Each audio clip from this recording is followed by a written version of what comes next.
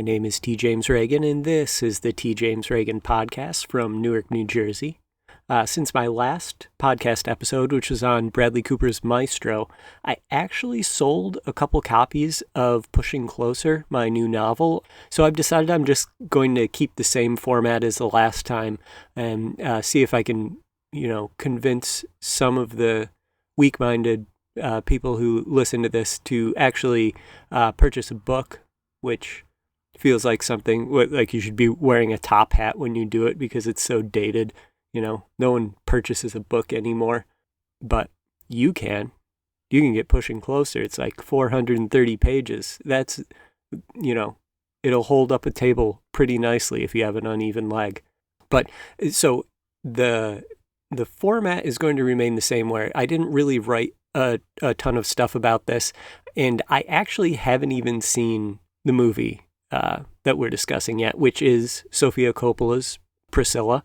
I'm confident about my ability to have an hour of thoughts on it because I always have an hour of thoughts on Sofia's movies, except for On the Rocks, which is a Apple movie, so of course it doesn't exist.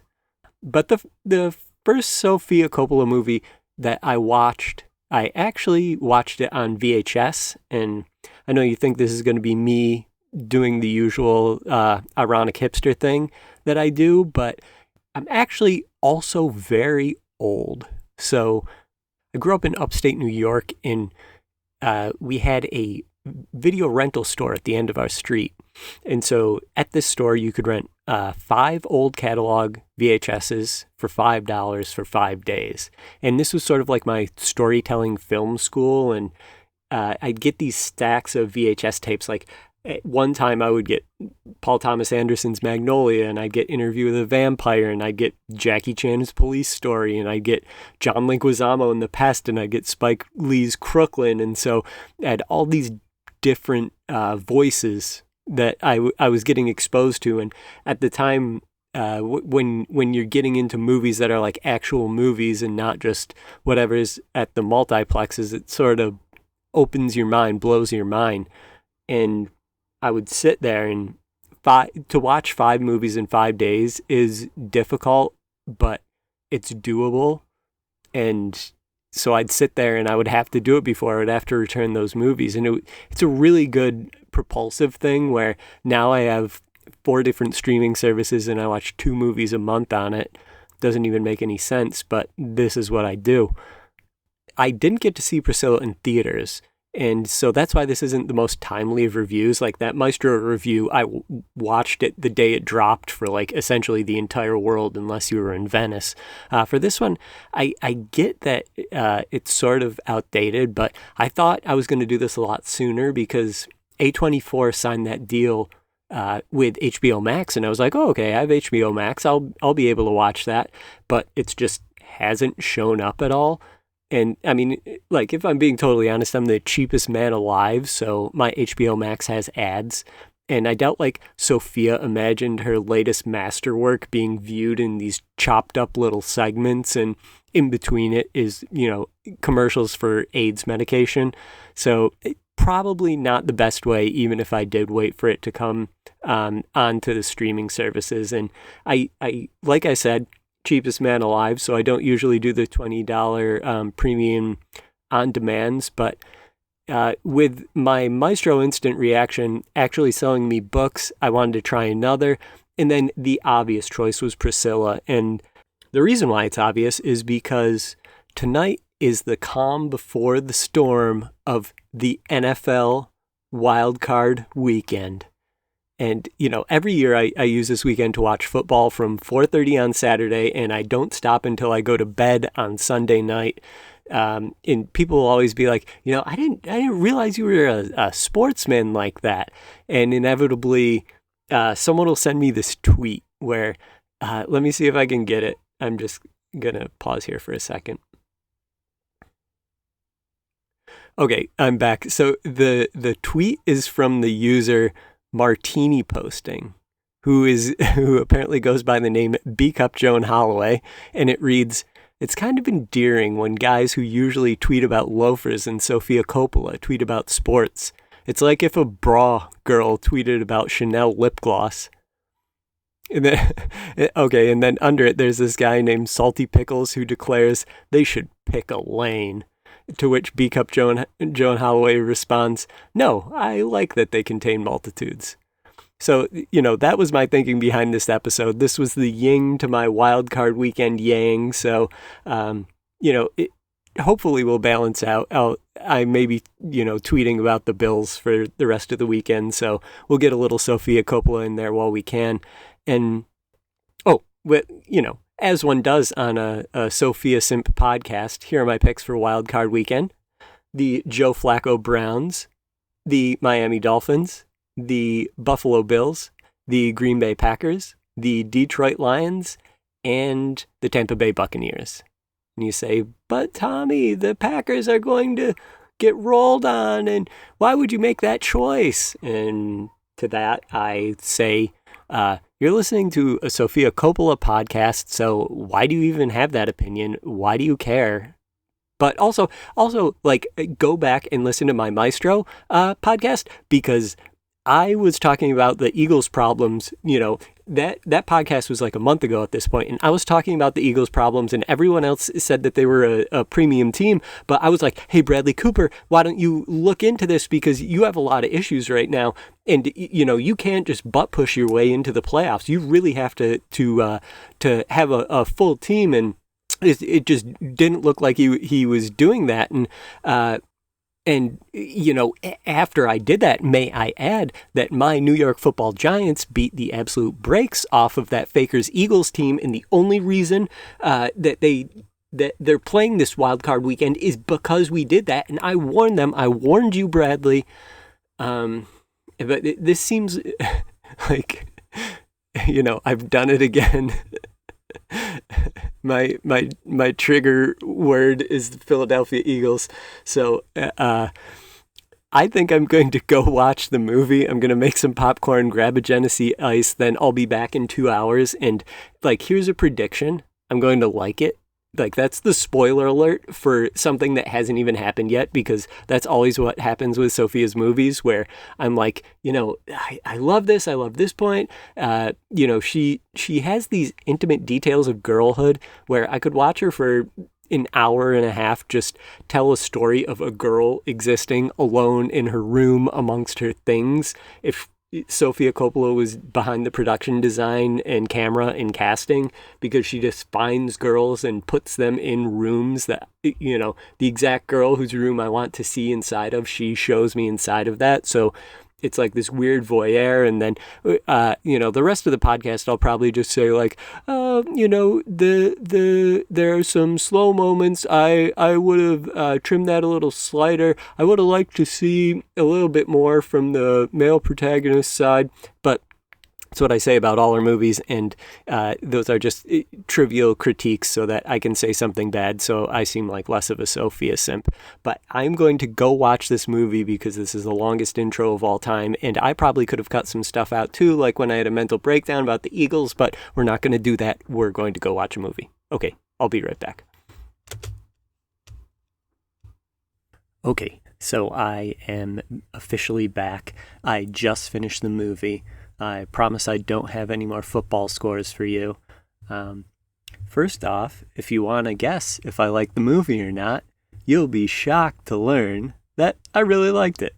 I thought it was a really good movie, and I didn't know very much about Priscilla, and I definitely do feel like I have an understanding of her as a person now, or at least how she fit into the Elvis ecosystem much better than the Baz Luhrmann movie, which I think, maybe just to get it out of the way first, these are two completely different animals. What Baz does is a phantasmagoria of just adrenaline.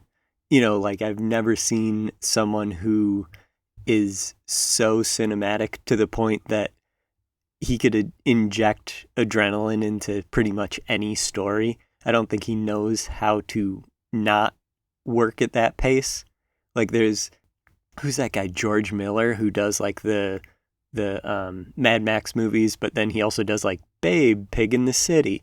like if Baz had to do Pig in the City, like the pig would have rocket boosters connected to it. Like he can't just be like, all right, let's go feed the pig. And then it's just little like casual conversation, Charlotte's Web stuff, like that's not in Baz's wheelhouse. So comparing the two movies, it's totally different where, so Sophia is like the dreamy girl.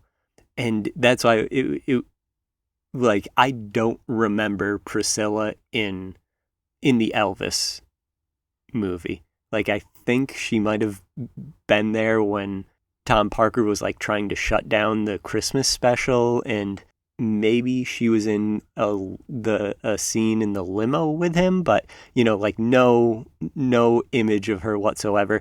Can't even tell you who played her as an actress. And like I'm a autistic IMDb, so I would be able to normally do that if the character made any sort of impact. And then you have this performance from Kaylee Spaney, who's like, apologies if that's not how you pronounce her name, that's how I'm going to pronounce it about 400 more times over the next hour. So Kaylee, please rename yourself if I got that wrong. Just let your agents know that you have a new image, sort of.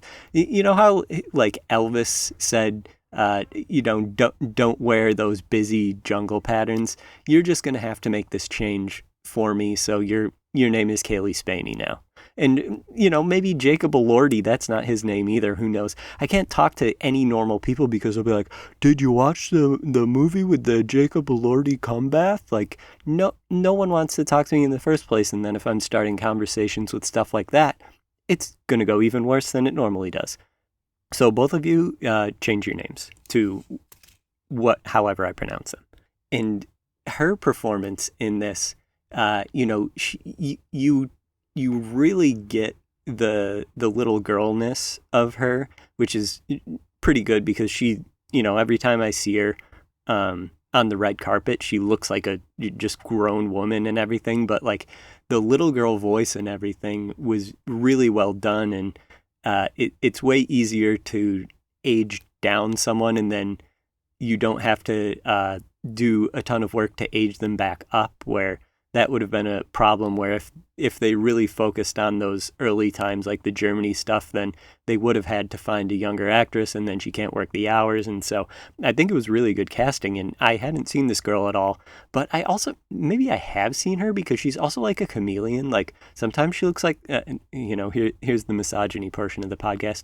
Sometimes she looks like the hottest girl ever, and then sometimes I'm like mid, and not in like the Margot Robbie mid discourse where it was just like right wing guys trying to get people mad on Twitter, like just like mid, like in that like I'm thinking of ending the world or whatever that new Mr. Robot movie is. She looks mid in that. If that's her, I don't know. I haven't watched that movie. I've just seen screenshots on Twitter. Maybe. Maybe I'm going to cut that part out because it certainly did me no favors. Let's get into discussing the movie before I dig myself in a deeper hole. I mean, great start with the candy apple red painted toes on the nice soft carpet, like most Sofia Coppola way to start this whole thing. And also like, it's like, now I understand why she was able to date Quentin Tarantino. Like, makes total sense. Checks out. Yep. Both, Tarantino probably started this movie with a standing ovation when he saw that. And then the song selection is so good, where there was all that hand-wringing in the press where it's like, they don't have the rights to the Elvis music, where it's like, yeah, you dumb bitch, it's a Sofia Coppola movie. We want her to pick the needle drops and for Phoenix to do the score. So, I wasn't worried about that at all. And then for the Ramones with Phil Spector to be the opening song is just so great, because there's the, Phil Spector holding people at gunpoint thing. There's the Ramones changing their whole style for that thing. All of it. There's definitely like a wink, wink, nudge, nudge if you've read about the Ramones studio sessions with Phil Spector, where, Elvis might as well have been there as well. He would have fit right in there. He would have been like, no, this is definitely how you record music. This is a perfect studio environment, as they're at gunpoint. But I just really like that as a start. And then I love that we're in Germany, but we're introduced to Priscilla in like the most American malt shop ever, and it's for U.S. soldiers. And I was like, yes, let's just get all the Americana out there like immediately. But all of that imagery is what I look at in the past and think like, oh, that's where I would have shined. When I was watching the last season of Riverdale, I was like, yeah, I would just be Jughead sitting in one of those booths, writing on my typewriter, annoying everyone there. So it had me on board right from the beginning, and the introduction where I sort of like, it was like a mafia thing where it's like, we have this guy, you might want to meet him, and then I like when she showed up at the party. It wasn't like the super obvious hack thing to do is a needle drop like the moment she sees Elvis and he's posted up life of the party. That would be the hackiest way to do it. But when she sees him, she just sees him as a man. He's just a guy doing his Jacob Elordi, I'm a tiny little thing, but also 19 feet tall, cutesy sitting in a chair. And it presents him as a person, not as like Elvis, even though he was Elvis at that point.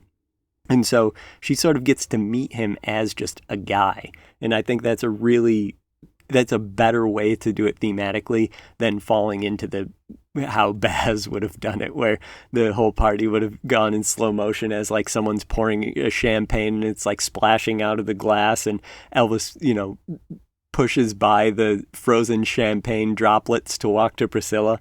It's just a very good counterpoint when you had another Elvis movie like, a year ago.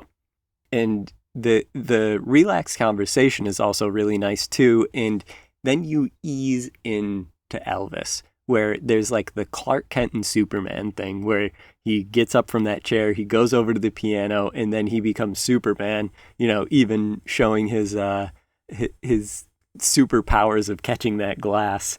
And I like that. Then when he invites her up to the room, you can see her doing that math in her head, which I like too, where she's so out of her own depth in this situation, and she's been so warned about this situation, like you have to prime girls for this because they're in shark infested water when they're starting 9th grade and from there. And so of course she wants to go up, but she has all of that, inner, all that stuff playing in the back of her mind.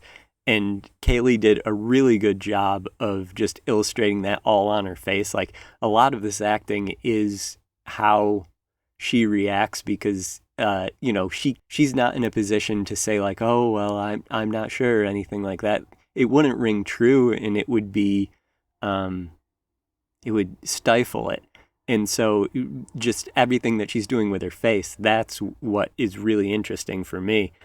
And they handled it, delicately because like this is a 14-year-old girl, and they know that the optics on it are just hell. There's no innocent way to be like, oh shucks, like he even just asked, he's like, when you got to go back to hopefully college senior year, and she's like, 9th grade. So there's no way around it. There's no way to put lipstick on that pig. You just sort of have to ride with it. And I think Sofia handled that about as well as you can, given the shitty cards you're dealt there, because you're like, kinda, you kinda got to make a hero out of this pedo. But it was very clear that he wasn't making the moves. Like when they were up in that room, they were talking about his mother. He wasn't slick willying it at all. So I thought that was good. And the way it was sort of gradually rolled out, it also didn't turn the parents into demons, where like going back to the last season of Riverdale, like literally every Madge and Amex scene is just her being the most hateable mom everywhere. But that could be because I'm a grown man watching a CW show for children, so of course they would probably want to heighten, like, my mom is psychotic and will not let me have a normal life. But Sophia could have moviefied that too, but she had a dad that had to make all of these same decisions with her too, because it's not like she was just sitting around the house all the time. She was a enfant terrible as well, and he couldn't really say anything about it. He just had to make sure that she wasn't putting herself in some terrible situation. And the shot of when she leaves her house and Elvis is there to pick her up, that is, I don't know if it was based on a photograph or something, but if it's not, then that's like one of the best looking moments I've seen on film this year. It was just so nice to see like Elvis on that car and then Priscilla walking over to him, where, and it's also a good way to say like all of this is her choice, where, he's leaning on the car and she's coming to him instead of him coaxing her out of the house or anything like that. So I thought that was well done. And then as I was watching this movie, I just saw how crazy it is that Elvis's name is Elvis, and that's like one of the coolest names. And then Priscilla's name is Priscilla, which is a really cool name as well. Where I don't know if this is like retroactively speaking to be like, where now when you think of like the name Homer, you don't think of a poet, you think of like a fat nuclear plant worker or whatever. I don't know if my brain is doing that, where it's like, yes, Elvis is cool because the guy who is Elvis is cool and his music is cool, and Priscilla is cool because, she looks like Lana Del Rey before she discovered Denny's. And I don't know if my mind is playing a trick on me, but both those names have such maybe like cool inertia. Like if they're placed on the right person, then it can be such a cool name. And so it was such a cool name. And so both of them had cool names. And I was just sort of in awe of that. Like, if she was Bernice or something like that, it wouldn't, Elvis and Bernice, like, it's not the same vibe. Elvis and Priscilla is just, it just works. It's just, like, probably when he heard that name, he was like, oh, that's an Elvis name right there. And then the other thing I was thinking about with their courting was that when he starts giving her like whatever the old-timey version of Adderall was, like speed or whatever, I was like, oh, so we've been giving girls Adderall in exchange for their attention, like since the beginning of time. Like since the first pharmacy was opened up, a guy walked in there and he's like, hey, you got anything that could be sort of like I don't know what this word means, but just imagine like a amphetamine, like that vibe. Do you have anything like that? Maybe in a stamped pill that I could give to a girl so that I could just boost up her energy so that she doesn't look so mopey every time I see her. Like the first pharmacy, first customer had that guy, and we're still doing it to this day. And as far as the scenes went here between Elvis and Priscilla, there wasn't like a one like flash bang scene where they had a super amount of chemistry or anything. They just had like a comfort with each other, which I really liked. And then to portray that comfort, Sophia shot the film very, like whoever the editor was on this had a very heavy hand in that, not like that you can feel all the edits, but like in that their hands were like too heavy to lift to cut to a different angle or anything like that. And so that speaks to Jacob and Kaylee being so talented, such talented actresses and actors, that they can just hold on this scene and they do all the work and keep all the attention. And with the long scenes, there was a feeling that you were really getting to know them that like you never really got in the other Elvis movie, where we were always just like moving to the next thing, where we could actually settle into a moment. And so you could understand this romance so much more, and you could look at them as equal parts in all of this, because were both figuring this thing out together. And so instead of like cutting it close up to him, close up to her, which you really could have done because it's like two gorgeous people and like they would look great in close up, but the scenes played out better where you had to sit with them. And I think that's because Sophia is like the queen of quiet moments, where then you get the after Elvis leaves and you have the montage of her sort of passing time, which is not on the level of Twilight New Moon, where Bella's seasons are passing as the Licky Life Possibilities plays. But I mean, that is peak cinema, so I wouldn't hold Sophia to that standard. But the way she shoots that montage with just all the little girly trinkets and everything, and the opening the records, and oh my gosh, I was like, don't stop. I hope Elvis's tour in Germany was like 20 years long, so that I can just keep watching this montage forever and ever and ever, because she just picks the right music, and her eye is so specialized towards aesthetics in a way that I don't know, it's just like little captured magic in the tiny girlness of life. And so I just I could have watched that forever.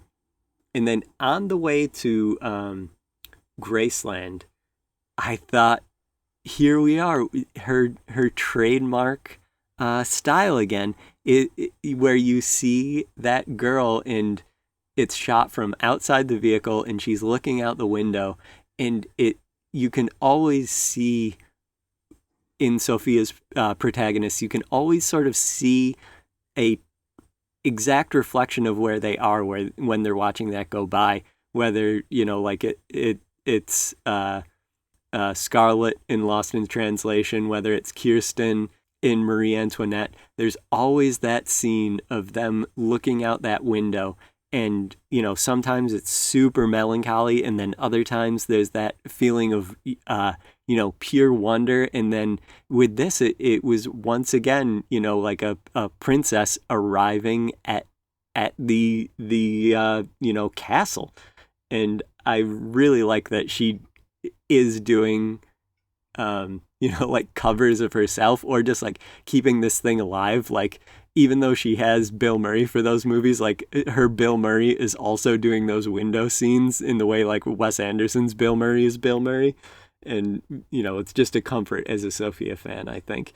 And it goes from the relative palatial Graceland, but then you get like the palace upon the palace with the fake pyramids and everything when they get to Vegas.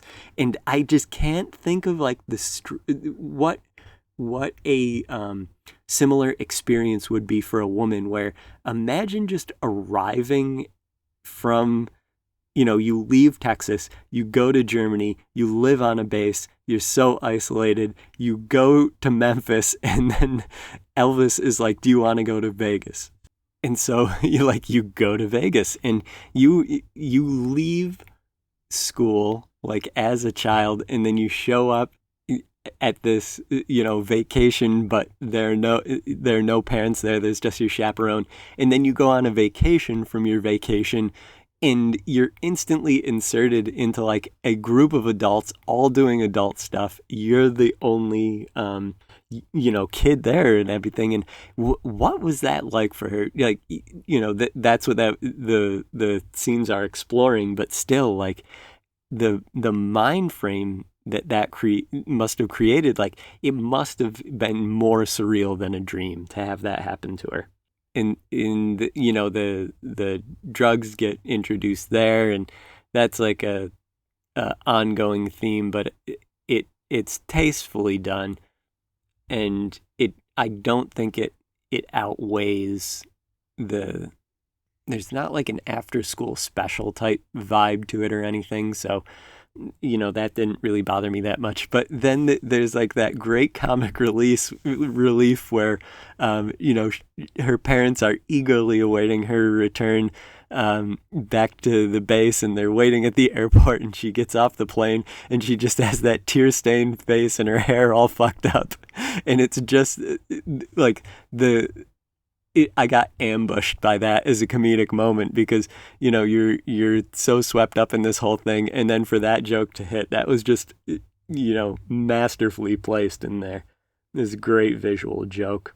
And her going back to Graceland, that was very believably done as well, where they were like, they only have domain over her for another 6 months or whatever, because I think she's like 17 at this point, so she just has to finish up a couple more classes and then she'll be free. And they're like, listen, she's going to go whether or not we tell her she can go, so let's just tell her that she can go so we can at least maintain some control over her, and we don't have the additional the additional thing of like, this is also not only, like taboo because of the age thing, but then also taboo because her parents hate it too. And like, when you're that age, then you just have that in your DNA where it's like, I need to rebel. I need to see what the limits of everything are. So at least they can maintain some control by allowing her to go back to Graceland.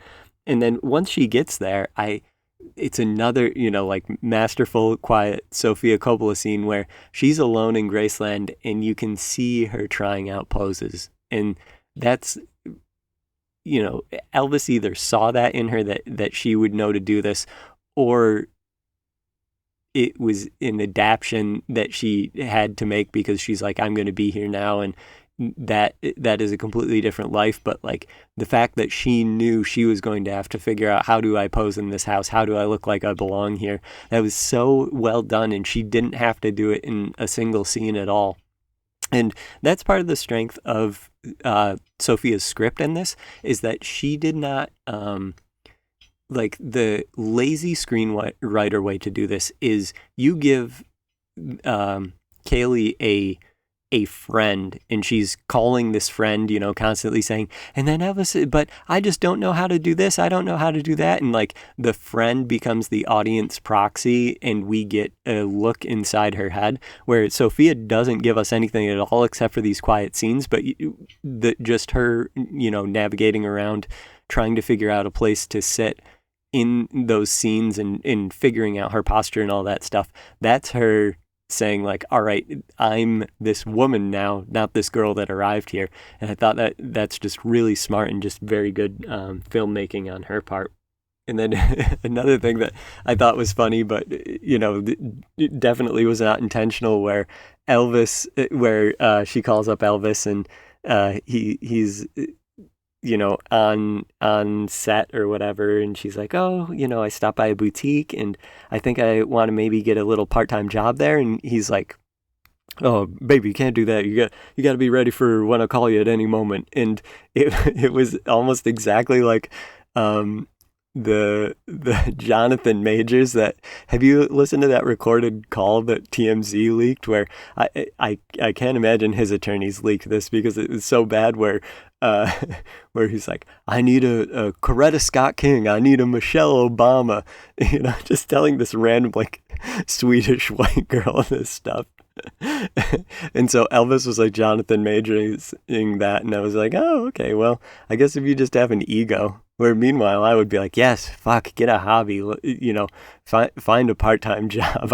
I'm not your babysitter, but obviously I do not have a very high ego, and I'm not a narcissist.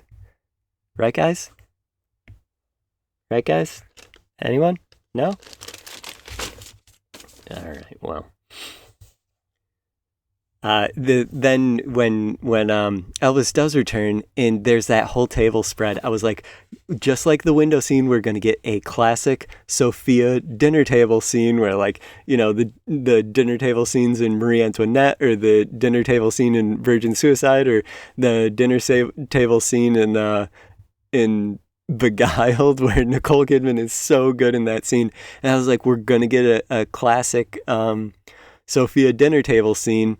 But, never came to fruition, where it just showed that she still sort of felt like there's, so much of a machine around Elvis where I guess I was expecting more of the Gossip Girl Thanksgiving dinner, ooh, what you say, Blair Waldorf's mom trying to get her to drink champagne to see if she's pregnant or not. That was that was the dinner table scene that I thought we were setting up here, and I was like, Sophia's so good at this. But I guess part of having these signatures is that you also can do the opposite of what you've done in the past, where not every dinner table scene needs to be, like the lady shall cover herself up now from The Beguiled, where not all of them have to be that, I guess. And then, once she's there and once he gets back, then I was very curious about the whole virginity thing. And how they were going to handle that and, when that occurred and everything. And I guess that's like the male gazy part of it, where Sophia doesn't really go into the virginity thing, where she keeps doing the whole, like, we gotta wait, we need to wait. And that's probably Priscilla. Maybe that's how it happened. Maybe I am the weirdo here. Or maybe that's Priscilla sort of protecting what she had, because, it can be attacked easily, and it's maybe like even a way to dismiss it, where this gives her a lot more agency in the sexual thing. And it also recognizes that, like, women are sexual beings too, especially like in their sexual prime. It's not, they aren't always being forced into it or anything like that. And so I thought that was really well done by Sophia. And then I guess I was more sensitive to that because there's this, all right, I'm going to get another tweet here. I'm going to pause this for a moment while I find it. But man, this is like turning into Red Scare where Anna spends like half the episode quoting these antisocial Twitter accounts as though they're like Nietzsche. But all right, I'm going to pause this, find the tweet, and then I'll be right back. Okay, all right, I have the tweet. So there's like this weird reaction to this movie by the non-Sophia girls, like, the girls who don't have aesthetic, where they're just wearing, like a folklore cardigan or whatever, and they think that is like, oh, damn, I'm looking good. Folklore cardigan is just really pulling this outfit together. And so they had a ton of issues with this movie. And so this is a tweet where there's two pictures included in the tweet. And so there's like two screenshots of Priscilla, where Priscilla is on the bed photographing Elvis, where there's that amazing scene where like Sofia Coppola is the best photographer in the world. And so I was like, there's a whole scene where Sofia just gets to like flex on us so hard. And so this is that scene where, Priscilla's dressed super sexy and she's photographing Elvis. And then the second frame is her straddling Jacob, as like Jacob's big ass hand is like clasping around her bare back. And what the girl tweeted, her name was like Eleanor Folklore or something like that. And she tweeted, "The way this film has become romanticized is sick." To which I responded, I wonder what percentage of Swifties have had an orgasm in 2023. I bet it's low. Because it's like, how dry and sexless do you have to be to see a girl straddling a hot rock star in his mansion, then slinking up to him as he grasps her with his giant hands? And you look at that and you're like, these sickos romanticizing that. Like, it is romantic. Like, everything is a checkbox with these people, where they have to be like, well, have you filled out the paperwork before we commit this act? And all right, is everything, and do you have two signatories? And also, did a notary notarize that? It didn't. All right, no. You're going to have to come back or also bring your birth certificate. Like, they treat it like the DMV, where like romance is in the moment, and romance is a touch, and romance is being with your person and everything like that. And so the energy of these people, like you can't be judicial in passion. I mean, you can recognize the signs, and like so much of it is like body. It's like how Kaylee is acting Priscilla, where so much of it is in a glance or pulling away or something like that, and that's how you navigate romance. And yes, they're romanticizing a girl who is like literally pulled out of an army base in a foreign country and then became like one of the most photographed women in the world. Like, that is a romantic notion, and this is a romantic movie. But then, there's that part where, like the pillow fighting gets too out of hand, where that was almost like a little sibling-y, where like she runs away and he's like, all right, don't tell Mom I hit you with the pillowcase. I didn't mean it. Come on, come out. I'll give you a Quaalude or whatever. And at this point, she really is also weaving in those pills like breadcrumbs, where I don't get it. I never get pills. Like, God gave you beer, like like monks were brewing beer, or he gave you red wine. He made it at a wedding. What, how could any substance be better than beer or red wine? Like, you can't tell me whatever dumb pill that Elvis was doing, that paired well with the spaghetti dinner more than a red wine. Like, and Elvis was having spaghetti dinners. So how do people get beyond alcohol in their drug use? Like, maybe like pot, where you're just like, if your brain is spun up too high, then you can smoke it and you can just become retarded. But doing pills or any sort of like injectable or any, like, have you not had a Busch beer? It's great. It's and it works every time. Like, I've never had a beer and been like, it's just not hitting the same. It's hitting the same every single time, all the time, and it's always working. It's working so well that it's ruining massive amounts of people's lives. There's like probably 10% of America who are ruining their life on this substance, but they're doing it in like a slow, gradual way with steady poops. And as long as they have a gym membership, I still have a 6-pack, and I'm drinking more than I probably should be, but still have great abs. You can still almost sort of see my ribs. I am a skinny legend. And there should be, like in our drug classes, they should give everyone a beer and be like, it'll never get better than this. This is the peak. You've ascended to the top of the mountain, and guess what? If you have a second beer, it's even better. There's a point of diminishing returns after a while here, but you'll be pretty much fine. And I haven't thrown up from beer since I was like in college. So that's like, more than a decade of time where I've imbibed this substance. I have no criminal accounts for any of it. I give it up for Lent, so I know that I'm not deeply, Jackson, Maine, I'm off the deep end addicted to it. And so, like, alcohol was given to you so that you don't have to be a stupid pillhead. I don't understand how it still keeps happening. Where, like, I guess if you have chronic pain, then you could be like, this just, because I haven't had an Advil in, I can't think of how long, because I think I just sort of like say that life is pain, and so also pain is pain. But, being like gorgeous and skinny, I don't have any back issues at all.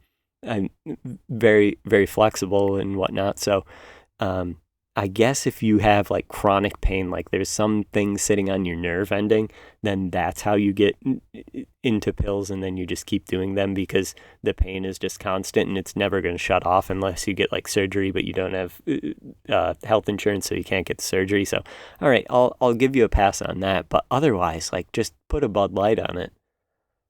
I think I'm not sure that's what Sophia intended to invoke on this, and I was doing so well. I didn't mention the Philadelphia Eagles, and I thought I wasn't going to have another rant, but uh, like have a beer. Watch this movie and have a beer, and you'll never have a pill again in your life unless you throw out your back. But besides the pills, there are like the montages of them having fun are really cool too, because there's always that idea of like, what's a 24-year-old have in common with a 17-year-old? Where it's like everything. Have you ever met a 24-year-old man? He's a 17-year-old girl. Like, and so when they go roller skating or when they when they're in the golf carts or anything like that, like we are that far behind. And I liked that little montage because it was sort of like a wink where like she wasn't locked up in that house like Rapunzel trying to let down her hair or anything like that to escape. Like she was at the roller rink kissing her boyfriend, which is like what every 18-year-old girl in the world did until they stopped having roller rinks because, I don't know, like this generation has weak ankles or something. And then at the end of the golf carts thing, there's like that Gatsby illusion where they crash up everything and then just leave everyone else to clean it up. Where like Kaylee's just walking by and then the grounds crew are like cleaning up the smashed up cars. Where like that's got to be a Gatsby reference. And then there was another another good smash cut moment, like that airport moment, was when Priscilla gets her car, and it's like a really sweet moment, and Elvis looks so cool sitting on that car. Like Jacob Elordi is the king of posing on cars. Anytime I saw a car in this movie, I was like, what if Elvis leaned on that car? That'd be a pretty cool shot. And Sophia was like, you know what? You're right. That would be a banging shot. And then she did it, and it was a banging shot. So, after she gets the car and she's like, hey, Elvis, I just think you could be a distraction to the other graduating people. Maybe you could just wait by the car and be like, yeah, honey, it'll be like, I was just there. And then there's like a smash cut, and he's just taking pictures with the nuns. Like, that is another perfect physical comedy type thing where I was cracking up on that. And then it goes into the taking pictures scene there where, like I'll just repeat myself on that. The romance on that, but then also Sophia's eye seeing all of those pictures where like you can see that she loves who she's making a movie on by the way the pictures are taken of her actors, and they look just incredible. Like, if I had one picture that looked like the worst picture of that, then I would have that as every profile picture on the internet for me. And I just love that scene. It was so great. And then when it went into the Anne Margaret call after that, I thought that was so well done, and it really made me think like she was such a young girl, and she was there's like this is more Red Scare stuff of just me describing tweets to you. I'm like terminally online. I said I was going to go on a social media break, so I'll probably upload this as like a Spotify podcast where normally I don't do any edits, and I put this on Google Drive for my Twitter mutuals, and then I just post it for them because every now and then they'll listen to my rant, and like they deserve to know that who they're actually following if they've never met me.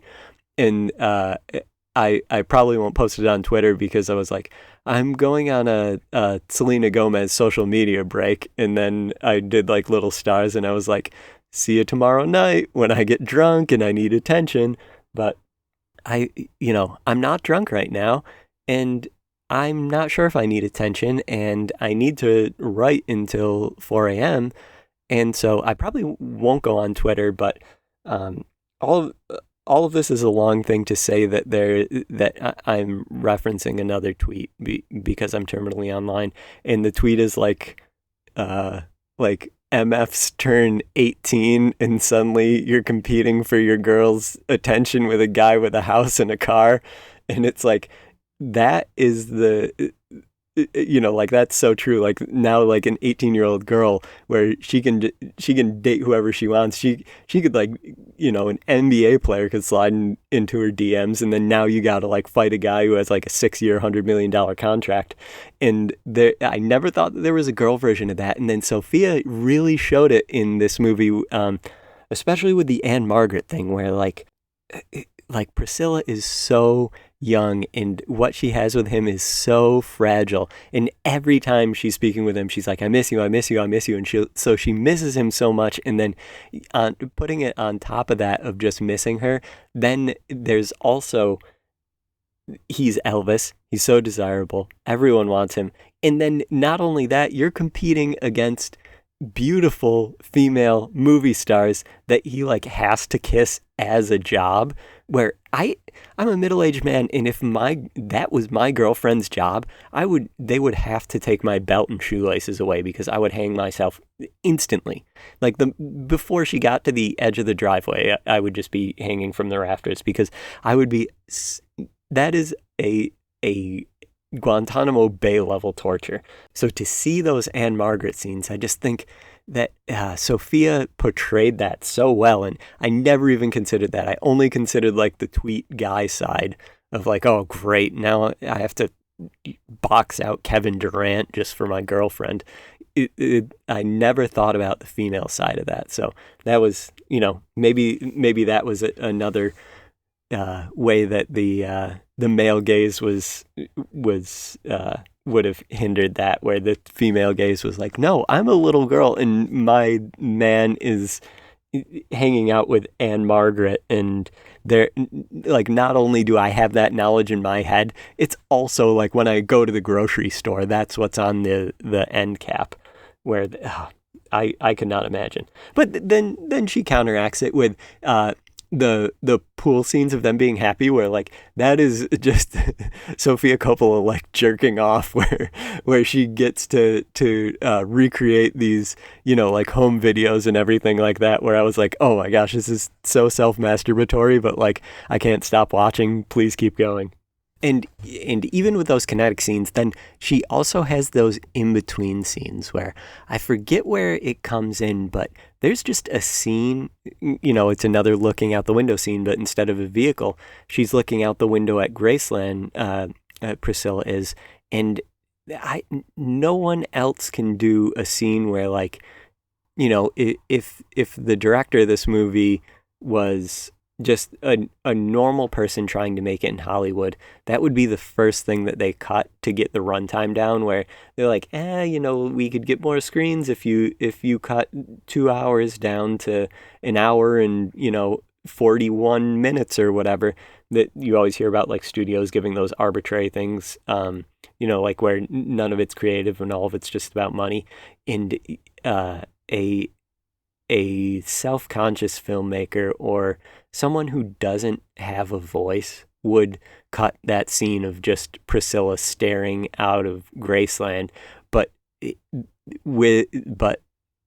Sophia knows that like that's her superpower, is having those scenes, and it's like infinitely watchable. And even as she's pulling out, I was like, you can just pull back in once you're done here, because I'll just keep watching this.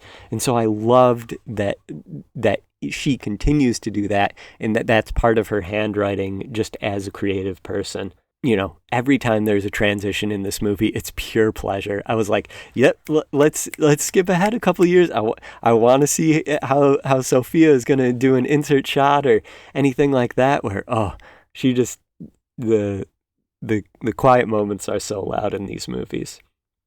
But as it went on, I was in that sort of prison of, I can't even call it jealousy, because it's such a logical emotion. Like, if you aren't jealous in the situations that Elvis was putting Priscilla in, then like your brain and heart are broken.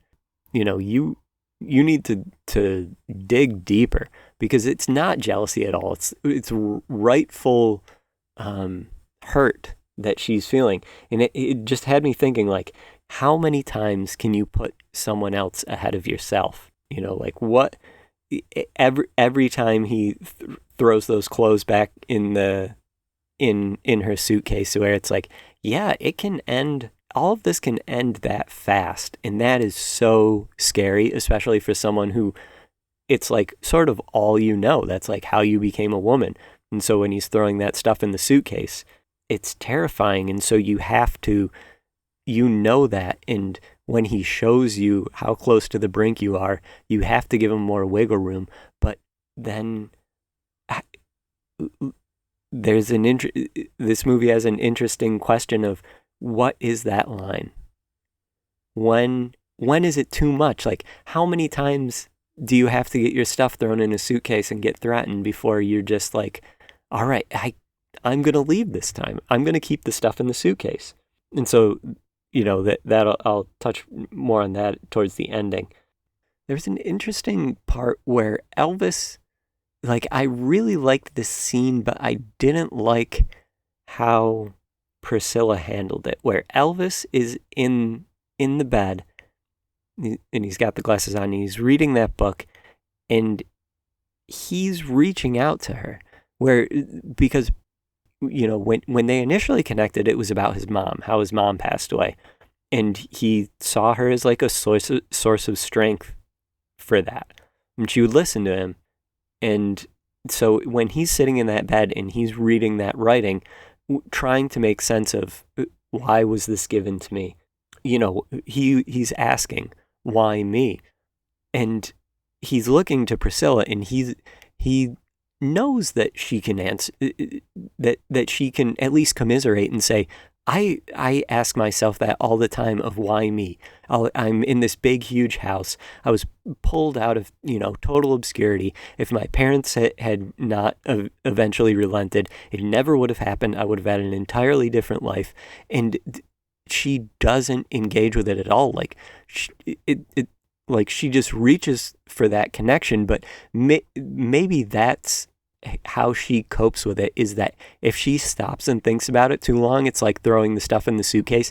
Everything feels insanely fragile because there's no clear reason why it was her. And there's no clear reason why it couldn't be someone else. And so maybe the moment she thinks of that, it just terrifies her. And that's why she just leaned towards him for the physical touch, the physical intimacy, because it was like proof that she's still there and that she still has him and that she can still keep him if there's still that physical intimacy. But, that was a scene where Priscilla frustrated me, where it's like, he's reaching out to you and he knows that this is something you can engage in. And if you won't engage on that, then he's going to search elsewhere for it, where like you see that Bible study thing where he has all those girls around at his legs and they start asking him questions, do you think the woman at the well was a virgin and stuff like that? And at least it's a back and forth of his interests that are being volleyed, even if it's done so, in a deceitful way. When you want to have those conversations, you're desperate enough that anyone who presents themselves, no matter what their intentions are, like no matter what your intentions are of listening to this podcast, like it's dishonest on my part because I'm only doing it to sell you Pushing Closer on paperback and ebook on Amazon, and there's nothing's being asked of you in response, where I'm not saying like, comment, and subscribe, and tell me what you thought of Sofia Coppola.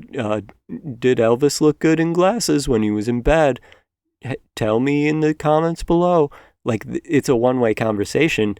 And so what you get out of it is that you don't have to respond to any of this at all. You can just think in your mind like, oh, this boy's disturbed, or like, oh, fuck you, that's a dumb point. But then you can just, keep doing your dishes or whatever. And so I'm like screaming into the void. Maybe no one's listening to this at all. And you're listening into the void of, you could be having a conversation with, there's probably someone else in your house right now that you could be talking to while you're doing the dishes, or you could call someone up on the phone, or you could invite a friend over. But, we're both taking a less complicated way than like actually engaging with another human being. And so when Priscilla did that, I was like, the way you get closer to him is by engaging him in conversation, especially in something that you can totally relate to. And so that was like a scene that frustrated me, but it was still an interesting scene nonetheless. And then their wedding scene. They like Sofia. The part of the reason why to do like a biopic for this, where people who grew up at this time would know all this stuff because they were ingesting it as like celebrity pop culture. But part of the reason why is that like maybe that wedding photo you've seen of Elvis all this time, now you're seeing it move and you're there, you're at that wedding and you have the nostalgia of seeing that scene and you remember, or you have the nostalgia of seeing that picture and you remember how it made you feel and you remember like you probably imagined yourself as Priscilla too, and then now like the scene is moving and you're getting like what you didn't see and everything like that, and she can recreate these iconic scenes so well because she pulls from this iconic type stuff. And so watching that whole wedding thing, I was just like, oh man, she's on one. And then after the wedding, the pregnancy comes so soon after that, like with these biopics where you're trying to cover so much time, where you can sort of think like, all right, well, that's the small talk step where it's like, when are you two getting married? And you get married. And then it's like, when are you two having kids? And so you have kids. And so like, it's the next logical thing in the biopic. But then, like you remember hearing Lisa Marie say like, she was probably conceived on her parents' wedding night, which, according to Priscilla, that's the first time they had sex. I wasn't there, so I will leave that up to her. But, so that 9 months after she's married, she already has a kid. And that's got to be so, it certainly wasn't uncommon at that time. There are, hundreds of thousands of girls in her position at that time. But when you marry someone like Elvis, you think like, all right, we can do all the grown-up stuff that grown-ups do, and we've consummated our marriage and everything like that. And it's like, no, now I'm going to be back in the house and I'm going to be raising this kid. And so that was just another, like the way Sofia had her come back from the ultrasound, which like guys back in the day was so great, where it's like, sorry baby, I got to get fitted for a jumpsuit, can't make it to the ultrasound. Man, we could opt out of so much stuff. I would be married right now if there was still the standards for men that there are, like if we kept these standards up, like where it's like, if I don't have to go to your ultrasound, all right, you can get pregnant. But no, I have to be there. And so that's why I'm alone in my apartment at 8:37 on a Friday night before wildcard weekend, which I will spend my entire time texting, shit talking to my friends. Like a 21-year-old middle-aged man.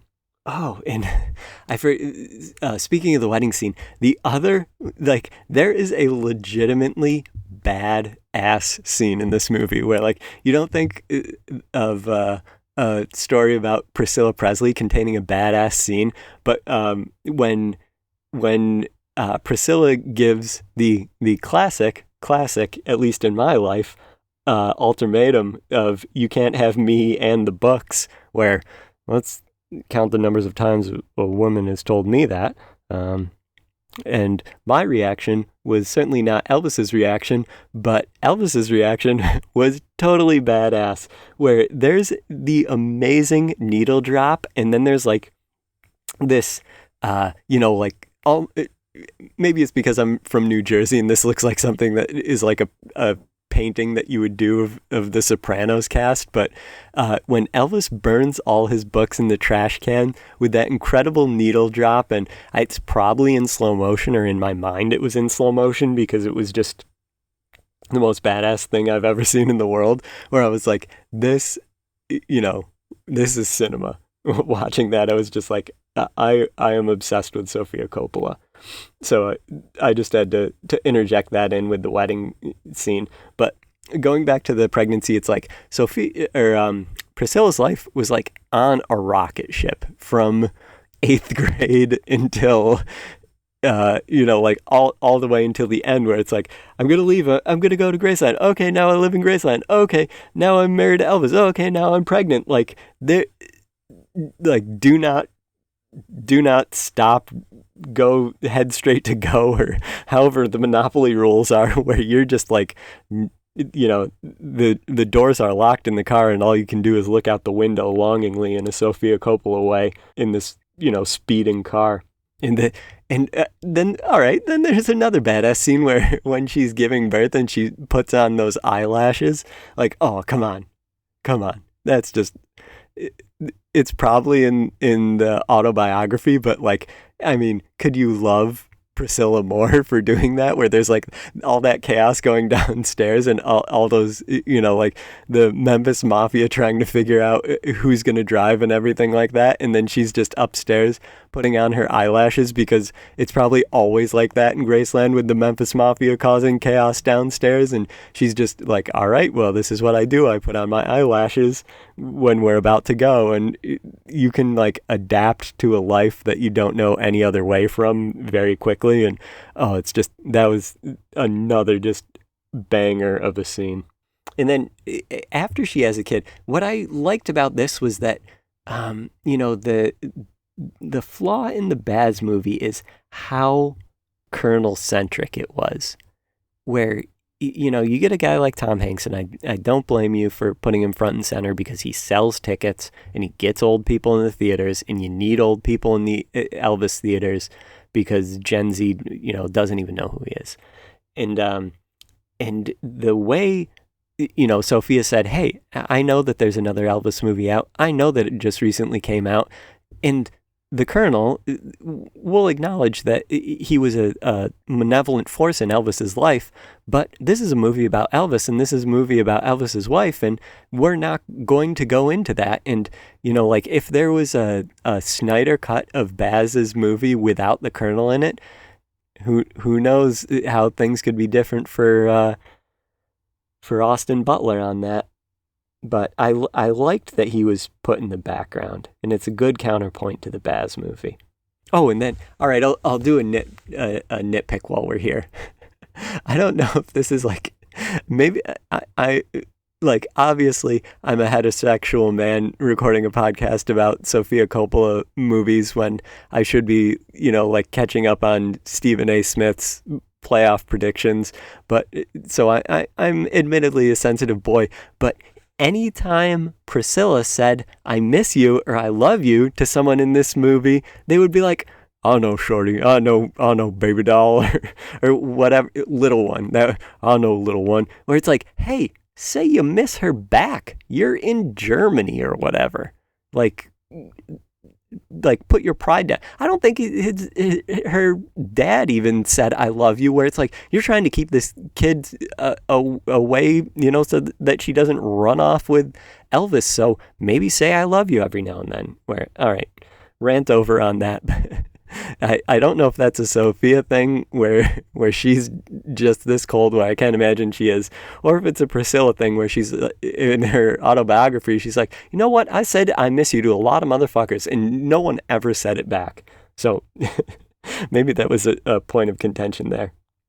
And then when we get to LA, I love that Sofia transposed herself, where when Priscilla's in LA, she's driving, past the palm trees in Hollywood in a convertible, which is exactly how Sofia Coppola spent her early 20s. And I just love that like Sofia was like, yep, this is me, like the shared DNA there, where it's like, did we live overseas for our childhood? Yes. Was our schooling sort of put on the back burner because of our chaotic life? Yes. Did we have a larger-than-life male personality in our life who's considered a genius and probably has changed culture forever? Yes. Whether, her in that, like in LA, in that convertible was just Sofia, like, I get it, girl. No one understands you like I do, girl. And then you sort of see the cracks in that where, all right, here's a question. Her jujitsu instructor or whatever, like Joe Rogan karate she's doing is,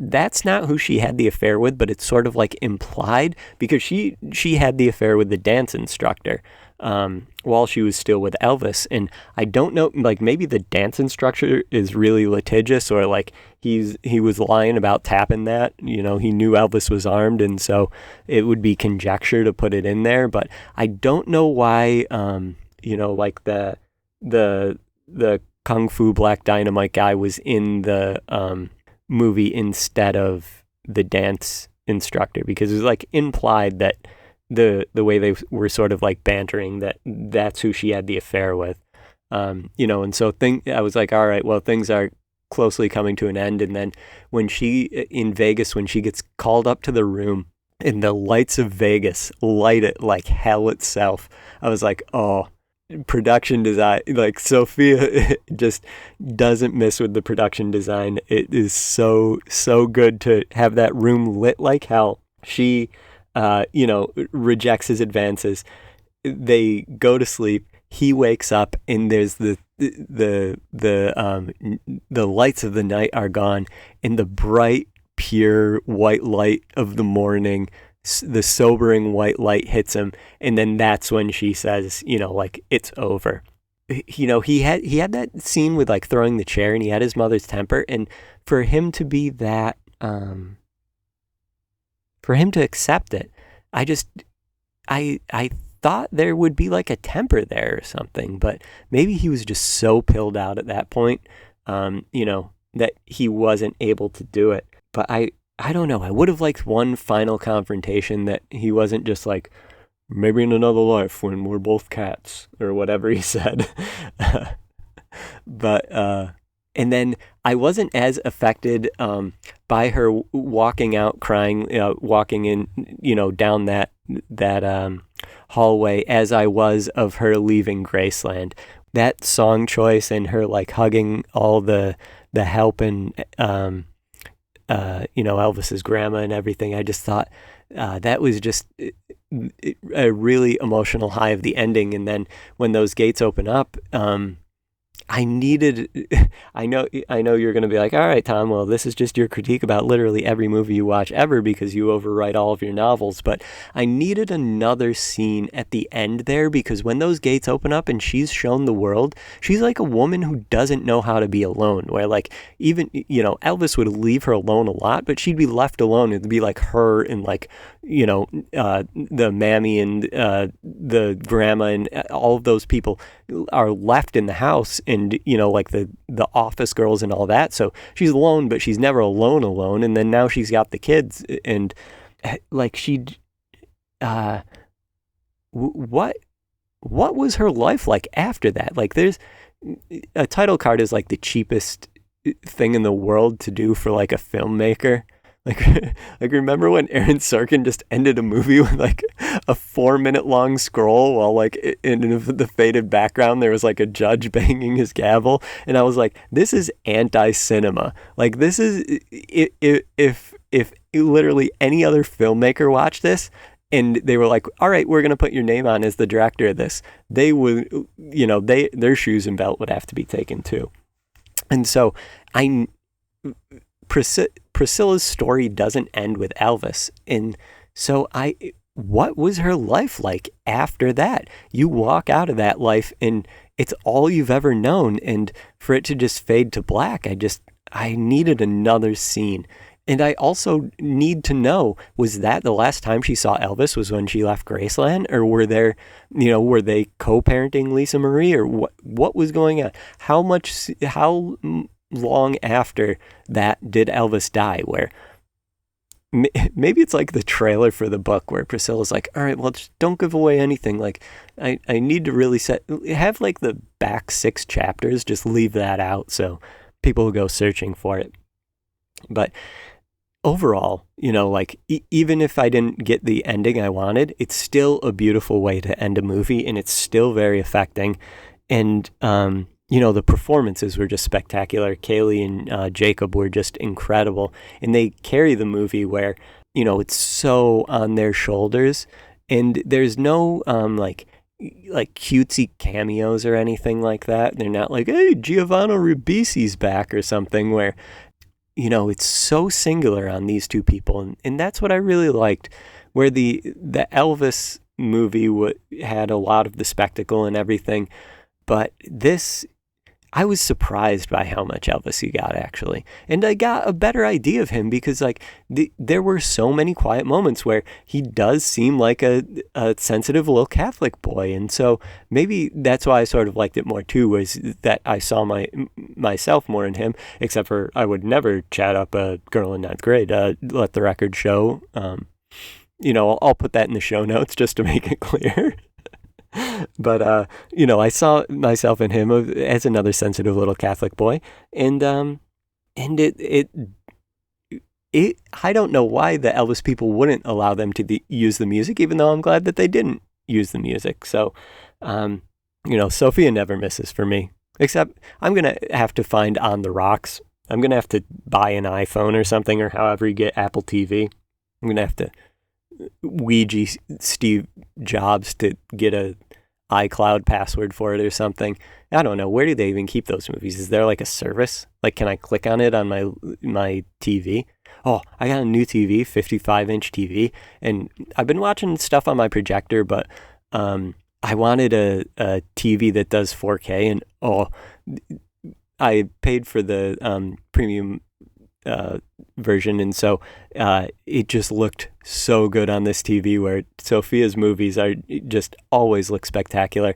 And it's sad that this doesn't seem to be getting an Oscar push, but that's more A24's fault than Sophia's fault at all, where, like, you can't fault your filmmakers if you can't run a good campaign, where, like, Adam Sandler would probably have an Oscar if he Uncut Gems was made by a proficient distribution group. Even Neon is better at that stuff, and they're like the new Annapurna, and they're going to be bankrupt, and, like, maybe that's maybe the fact that Neon is going to be bankrupt and Annapurna's bankrupt and A24 is very far from it. Maybe, Oscars are an outdated concept or whatever, but I do wish this film was getting a lot more love.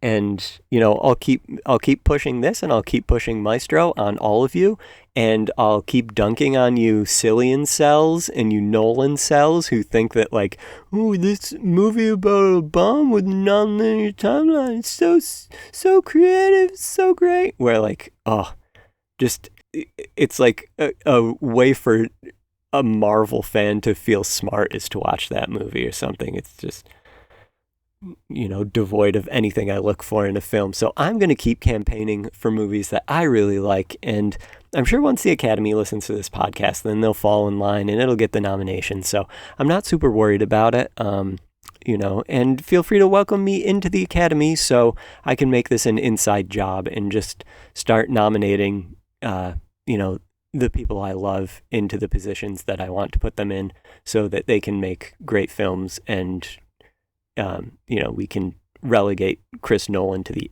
IMAX loserdom, into the Spider-Verse world that he lives in. I went on another rant there. If you can't tell, I hate the Philadelphia Eagles and Christopher Nolan. I'm probably going to do this every podcast, so feel free to unsubscribe. Yeah, unsubscribe, uncheck the like button, and buy my new novel, Pushing Closer, in stores now. And also rent Priscilla. It's worth the premium rental right now. Go out and do it. Don't wait till it goes on HBO Max for the cheapo thing and you have to watch like 14 tampon commercials in the middle of it. Just go for it right now. Support Sofia Coppola. A24 won't. All right. This has been enough. Until I find another auteur to regale you with their greatness on, I think I will bid you farewell.